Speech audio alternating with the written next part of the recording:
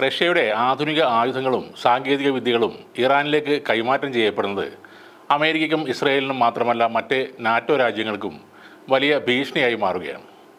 American സഖ്യകക്ഷികൾ നേരിടുന്ന ഏറ്റവും വലിയ വെല്ലുവിളികളിൽ ഒന്നാണിത്. ഇറാനുമായി തുറന്ന ആണവ സഹകരണത്തിൽ ഏർപ്പെട്ടിരിക്കുന്ന ലോകത്തിലെ ഏക രാജ്യമാണ് റഷ്യ. അതുകൊണ്ട് തന്നെ ഇറാൻ്റെ സിവിലിയൻ ആണവ പദ്ധതിയെ സഹായിക്കുന്നതിന് അന്താരാഷ്ട്ര മാനദണ്ഡങ്ങൾ റഷ്യ ഇപ്പോൾ പാലിക്കുന്നുമില്ല. ഉക്രൈന് വലിയ തോതിൽ ആയുധങ്ങൾ നൽകി റഷ്യയെ ആക്രമിക്കാൻ കൂട്ടുനിൽക്കുന്ന അമേരിക്കൻ ചേരിക്ക് റഷ്യ ഇറാനെയും ഉത്തര കൊറിയയും സഹായിക്കുന്നത് ചോദ്യം ചെയ്യാൻ അവകാശമില്ലെന്ന് തന്നെയാണ് റഷ്യ പറയുന്നത്. ഉത്തര കൊറിയയുമായി സൈനിക കരാറുണ്ടാക്കിയ റഷ്യ ഇറാനുമായി കൂടുതൽ ശക്തമായ കരാറുകൾക്കാണ് തയ്യാറെടുക്കുന്നത്. റഷ്യൻ പ്രസിഡന്റ് വ്ളാഡിമിർ പുടിനുമായുള്ള ചർച്ചകൾക്കായി ഇറാൻ പ്രസിഡന്റ് മസൂദ് പെസഷ്കിയാൻ മോസ്കോയിൽ എത്തിക്കഴിഞ്ഞു. കഴിഞ്ഞ ആഴ്ച ലോകത്തെ തന്നെ ഞെട്ടിച്ച ഒരു ആയുധ പ്രദർശനം നടത്തിയ ശേഷമാണ് ഇറാൻ പ്രസിഡന്റ് ഇപ്പോൾ റഷ്യയിലേക്ക് എത്തിയത്.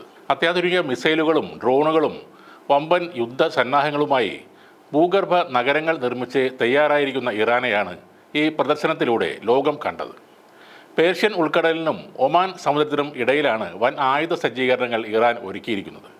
ഇസ്രയേലിൻ്റെയും അമേരിക്കയുടെയും ഭാഗത്തു നിന്ന് ആക്രമണ ഭീഷണി നിലനിൽക്കുന്ന സാഹചര്യത്തിലാണ് പുതിയ സൈനിക സന്നാഹങ്ങൾ ഇറാൻ വെളിപ്പെടുത്തിയത്. ആര് ആക്രമിച്ചാലും തിരിച്ചടിക്കാൻ ശേഷി ഉണ്ടെന്ന് വിളിച്ചു പറയുന്ന ഒന്നായിരുന്നു ഇറാൻ്റെ ഈ പ്രദർശനം. ഇതിനിടെ പേർഷ്യൻ ഉൾക്കടലിൽ ഇറാൻ നാവികസേന യുദ്ധപരിശീലനവും വ്യാപകമായി നടത്തുന്നുണ്ട്. 300 യുദ്ധക്കപ്പലുകളാണ് ആ അഭ്യാസത്തിൽ പങ്കെടുക്കുന്നത്. 2000-ലേറെ വരുന്ന സൈനിക സിവിലിയൻ കപ്പലുകൾ ഭാഗമാകുന്ന നാവിക പരേഡും ഇതിൻ്റെ ഭാഗമായി നടക്കും. വിപ്ലവകാരികൾക്ക് കീഴിലുള്ള അർദ്ധസൈനിക വിഭാഗമായ ബാസിസ് സേനയിലെ 1,10,000 അംഗങ്ങൾ പങ്കെടുക്കുന്ന നാവിക അഭ്യാസവും ടെഹ്റാനിൽ നടക്കും. ഗാസയിലെ വെടിനിർത്തൽ നിർദ്ദേശം പോലും ലംഘിച്ച് ആക്രമണം തുടരുന്ന ഇസ്രയേലിനെതിരെ വലിയ എതിർപ്പാണ് ഇറാനുള്ളത്. 15 മാസത്തെ സംഘർഷത്തിന് അറുതി വരുത്താൻ അമേരിക്ക, ഖത്തർ തുടങ്ങിയ രാജ്യങ്ങൾ ഇടപെട്ട് നടത്തിയ ധാരണ നടപ്പിലാകും മുമ്പ് ഇസ്രയേൽ സൈന്യം ഗാസയിൽ നടത്തിയ ആക്രമണത്തിൽ അനവധി പേരാണ് ഇപ്പോഴും കൊല്ലപ്പെടുന്നത്. ഇതോടെ അവസരം വരുമ്പോൾ ഇസ്രയേലിനെ ആക്രമിക്കണം എന്നുള്ള ഒരു വികാരമാണ് ഇറാൻ സൈന്യത്തിന് ഉള്ളത്. മിഡിൽ ഈസ്റ്റിലെ സമീപകാല സംഭവവികാസങ്ങളെക്കുറിച്ച് വിശദമായി തന്നെ റഷ്യൻ പ്രസിഡന്റും ഇറാൻ പ്രസിഡന്റും ചർച്ച ചെയ്യുമെന്നാണ് ക്രെംലിൻ അറിയിക്കുന്നത്. ഇറാൻ്റെ ആണവ പദ്ധതികളും ഈ ചർച്ചയിൽ ഇടം പിടിച്ചിട്ടുണ്ട്.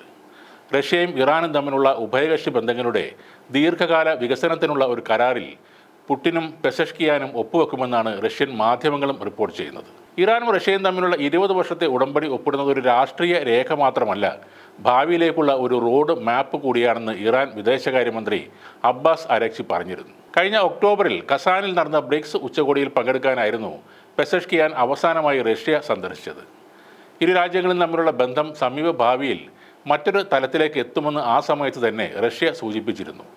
അതാണിപ്പോൾ നടക്കാൻ പോകുന്നത്. അമേരിക്കൻ ചേരിയുടെ മനസ്സമാധാനം നഷ്ടപ്പെടുത്തുന്ന ചർച്ചകളും കരാറുകളുമാണ് റഷ്യയിൽ ഈ വരുന്ന ദിവസങ്ങളിൽ നടക്കാൻ പോകുന്നത്.